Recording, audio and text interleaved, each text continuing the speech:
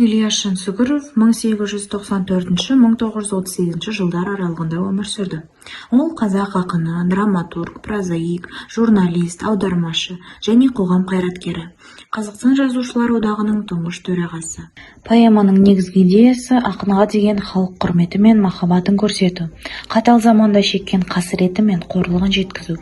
Бұл қазақ тарихында ақынның құлагеріне қатысты тұңғыш жазылған әдеби әрі тарихи туындысы. Поэманың үш ерекшелігін атап өтуге болады. Бірінші, халықтың тұрмыстық өміріне ас беру, бәйге, жарыс, ас кезінде өткізілетін түрлі салтты ойындар сияқты көркем көріністің шебер суреттелуі. Автор осындай көріністер арқылы сол заманда орын алған әлеуметтік теңсіздікті ашып береді. Екіншісі, ақан өмірі мен өнерін халыққа паш ету, таланттың талайлы тағдырын кейінгі ұрпаққа жеткізу. Үшінші, терең психологизм. Автор ақан басындағы трагедиялық халді де, өкінішті де, халық мұңында шынайы сезіндіре суреттеп берген. Оған қоса поэманың тіл байлығы ерекше. Ақын бай құнарлы тілмен оқушыны баурап, жоғарғы эстетикамен жырлайды. Шығармада әдемі картиналар, айқын образдар құралған. Бұл поэма адам мен жануар арасындағы достық пен сүйіспеншілікті айқындайды. Ең алдымен шығармада табиғат пен оның құбылыстары сипатталады.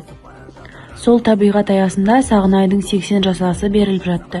Ас жиын аясында көптеген халық жиналып, үлкен шулы бәйге ұйымдастырылды. Бәйгеге бірнеше жылқы қатысып, ішінен ақан серінің құлын кезінен бағып, жан досына айналған құлагер атты жылқы суырылып шығып, бәйгені бермейді. Шығармада автор құлагердің іс-әрекетін көркем суреттеп жеткізеді. Оны көріп қызыққан Күреңбай құлагерді алғысы келеді. Оған ақан сері келіспеген соң, ішінен қызғаныш сезімі оянып, құлагерге қастық жасайды.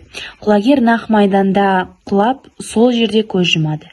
Ақан оның өлгеніне мойсынбай, қатты қайғырып, оның бас сүйегін киіз үйінің қасына іліп, соның басында отырып қайғырады.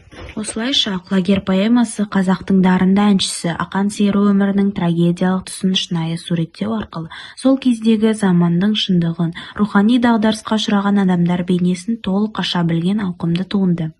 Осындай шығарманың туындауына себепкер болған поэзия құлагері оң қолынан өнер тамған шебер ақын Ильяс Жансүгіровті халық ешқашанда ұмытпақ емес.